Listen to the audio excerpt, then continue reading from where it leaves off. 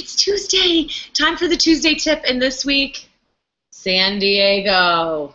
I'm super excited because we're going to be there in just a couple weeks for Holistic MBA Live, one of my favorite cities. It's so beautiful.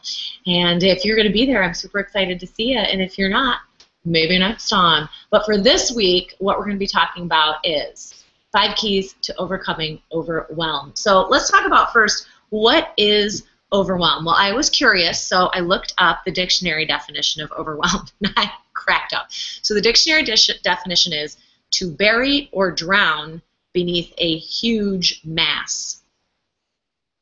That sounds about right. To bury or drown beneath a huge mass. Holy mackerel. So what's cool about that definition, and in addition to the fact that it's funny, is that the solution to overwhelm actually is in the definition. So if you're being buried or drowned beneath a huge mass, it goes to figure that you just need to shrink the mass so that it's not burying you or drowning you. So that means that overwhelm is solved when you chunk things down to smaller steps.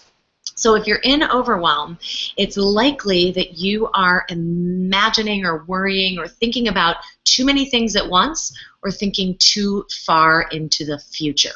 So let's jump into the checklist about the 5 keys to overcome this overwhelm, because I want to talk about these 5 steps, and I think you're going to like them. Get your comment fingers ready, your itchy comment finger. Well, itchy fingers, that's, you know, sometimes I say things that I go, that's really not at all what I meant, and actually it sounds potentially terrible. So let's not say itchy fingers, let's say eager comment fingers.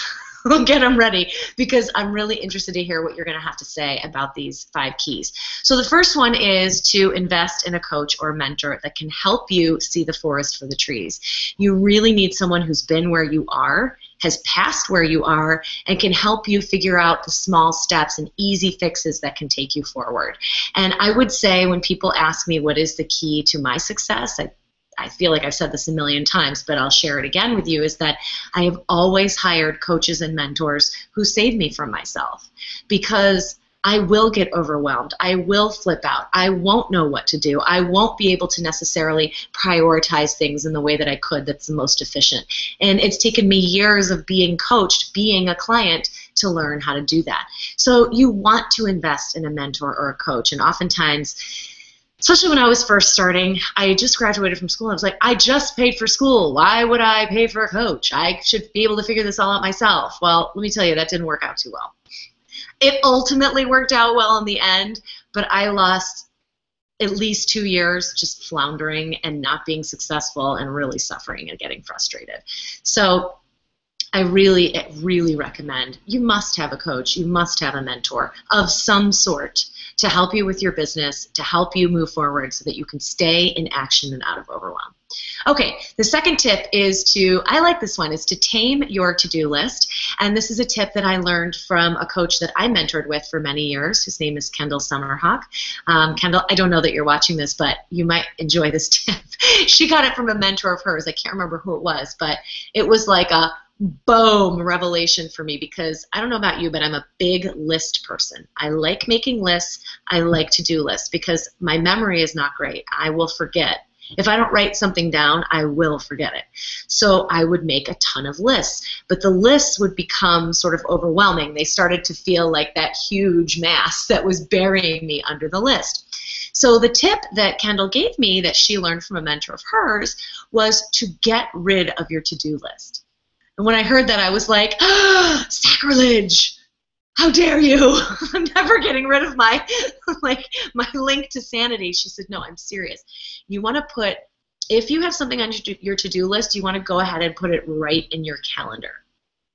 Don't let it sit on a list. You actually want to schedule it in your day. Personal errands, whatever it is, make sure that it's scheduled in your calendar. And now you can make a mini list in your calendar. For example, I might, from 3 to 3:30 p.m., maybe I have to do in that half an hour several things. So I'll make a little list for that time period. I'll say, you know, call potential referral partner, call 5 venues to book a talk, And that's what I'm doing in that half hour. So there's my list, but it's on my calendar. And I don't have to sit and freak out and go, oh my gosh, when am I getting that done?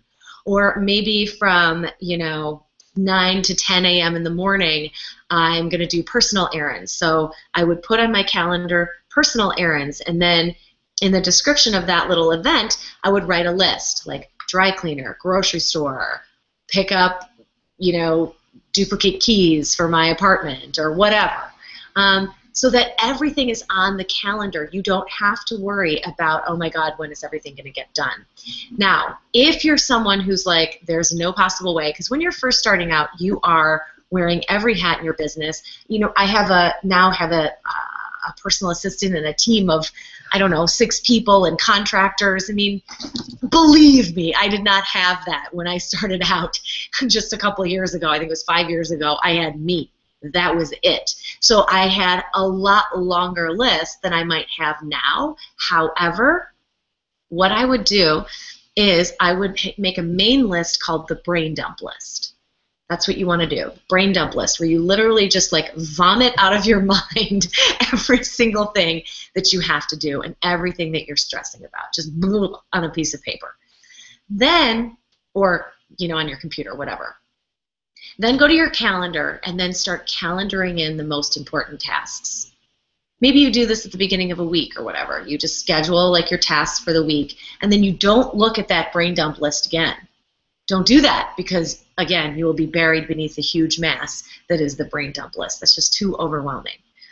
So again, just to recap here, the tips are to put your to-do list in your calendar right away. Like make an appointment with yourself for your to-do list. If you have too many tasks for that, then you go to a brain dump master list that you only look at once a week. And then the third tip for this part on the checklist, I would say, is to make best friends with your calendar. Not everybody is. I'm kind of type A about my calendar. When I was in health coaching school, I worked for a chief nurse executive at Northwestern Memorial Hospital here in Chicago, and I was her executive assistant, which is hilarious because I kind of had no business doing that and no background doing it, but whatever. So I was there. She was the single most organized person I had ever seen in my life, and she was like meticulous about her calendar. And I saw that she was able to she was in charge of thousands of nurses at that hospital. She was in charge of so many things. But because she was so insanely meticulous about her calendar, she was able to get a lot done. And I really took that away from that. Little did I know that that was going to be one of many benefits and many learnings that I had from that job that would help me in business later. But I have become really, really meticulous about my calendar. And before I did that, I would have the experience of calendaring everything out and then looking at the day and feeling sad. Like, oh, my whole day, oh, where's my freedom? You know what I mean? Like, this feels too scheduled. And I do get that. However, I would say that when you are very specific about a calendar, like I calendar in breaks for meals, breaks for acupuncture, breaks for my coaching sessions with my coaches, time off, weekends off, like all of that's in the calendar. So what I end up experiencing is more freedom and not less. Fascinating. So let's go on to key number 3. So you want to develop something called a one day at a time discipline. This is like a discipline for sure, especially for those of us who are very future minded and we really like and have fun thinking, a week out, 2 weeks out, 3 weeks out, 1 year out, 5 years out, like, ooh, what's happening in the future? But then all of a sudden, like, all of the future can start weighing on you and you can freak out. So you want to develop this discipline of one day at a time.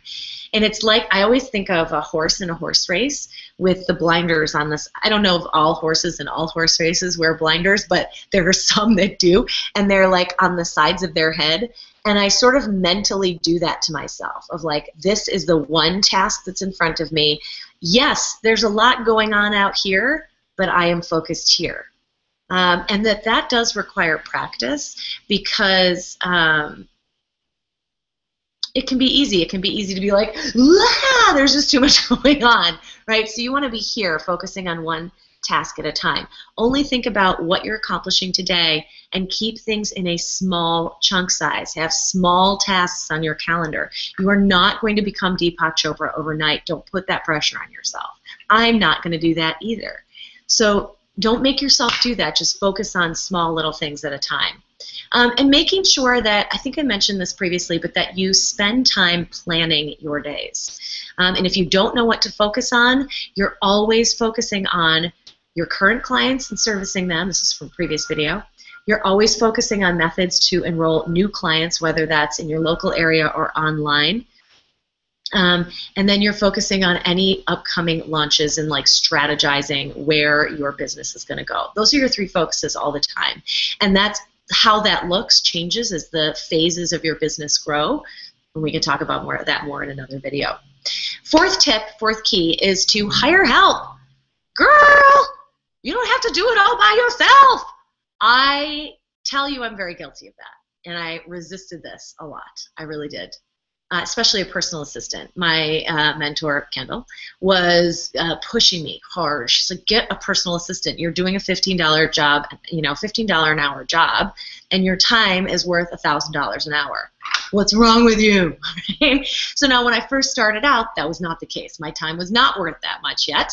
But I did, the first hire that I did when I was starting out was a cleaning crew. I had people come to clean my apartment because I'm obsessed about having a clean home, but I don't particularly like to do it. So that was the first hire. The second hire was a virtual assistant, and that was 5 hours a month. I think she was $35 an hour, and I found her on a website called assistthelletteru.com. And then after I had her, and then we had I ended up partnering with Stacy. We hired one person to help us, then a second person to help us, and then it was starting to get ridiculous that I didn't have a personal assistant, and I hired one. But ultimately what the tip is about is just getting help. You really can do it all, but you cannot do it all alone. That is for shizzle. So you want to, wherever you are in your business, whatever you can delegate out or farm out to other people, do it. And if you think no one else can do X as well as me, I ask you to question that. That may or may not be true, and you want to question it so that you could get everything off your plate that you can get off your plate so you don't experience overwhelm.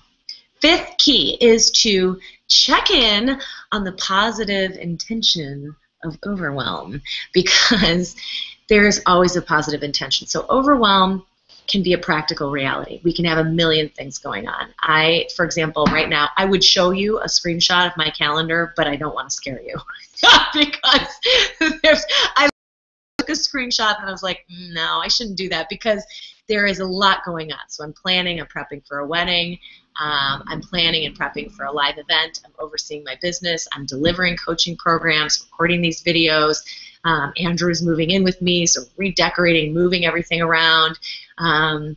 I'm attending wedding parties, trying to keep up with my friends, working out, being coached with my own coaches, going to acupuncture, and I'm on the phone with lawyers and stuff. We're negotiating business relationships. And it's all happening at one time, everything at once. And I'm sure many of you have the same experience. You have a million things going on, and if you have children, they've got a million things going on. So there is the practical reality of, oh my gosh, there's a lot going on. Oh my gosh, there are massive life changes occurring. For certain, that can trigger overwhelm. And also, overwhelm can be a pattern that we create to manage fear. So, stick with me on this for a second. If you consider that every behavior has a positive intention, every behavior, positive intention, overwhelm, I guess you could argue, is that a behavior, but it is an experience that has a positive intention. So if you're feeling overwhelmed, you want to check in and observe yourself and going, wow, I am really overwhelmed right now. What might be the positive intention of this overwhelm? How is this overwhelm actually benefiting me right now? So let me give you an example, and then I'm excited to hear your comments about this. Quick example. So when I felt overwhelmed in my business, in my life, what I've noticed is if things were growing, things were moving, changing, or events, or Reluctantly Healthy show, or whatever, it was always connected to a belief that there were big things coming and I wouldn't be able to handle the responsibility. So I would experience overwhelm. And the positive intention of that overwhelm was really to keep me safe and protect me from what seemed to me like these big, scary responsibilities. Here's another example. With the wedding planning, and I'm sure many of you have planned a wedding. Oh my God. And I even have a wedding planner, and it can still be overwhelming. And I've noticed that the time that I felt the most overwhelmed is when I am extremely worried about what other people and family are going to think about the wedding. That's when I was like, oh my gosh, and everybody has an opinion about a wedding, and they'll share it with you. If you've been there, you know what I'm talking about. So, but at the end of the day, my intention with the wedding is I want to make everybody happy. I want everybody to have a good time. And when I get too worried about every single person and making every single person happy, I become totally overwhelmed. So what's the positive intention of that overwhelm? Well, it's probably to remind me that, hey, guess what? You get to relax. People are not that worried about the details. If they're worried about something and they're not happy with something, they'll get over it. Like, this is okay. This is not a big deal. You need to relax and take some time for yourself. So that's the positive intention of that feeling of overwhelm. So I'm curious for you, leave a comment, let me know. If you're in an experience of overwhelm, are you feeling like this is a practical thing that some of these keys have helped you with? If so, let me know. Or are you feeling like this might be a pattern of some sort that is protecting you or helping you or keeping you safe from something that you might be concerned about or afraid of or worried about? Leave a comment below. I can't wait to hear from you. See you on the next Tuesday tip. Bye, everybody. Oh, where is my mouse? Where is it? Little mouse, little mouse. Where have you gone? So I have my scripts like taped up to the sides of the computer because I'm really high tech that way. And now I can't find my mouse to say goodbye. Let's see. We move one. We move another. And there's the mouse. Okay, official sign off. I will officially see you next Tuesday, where hopefully there will be a siren, a FedEx guy, a neighbor screaming. I hope for some drama in the video. That's all I can say. All right, guys, have a good day. I love you. Bye.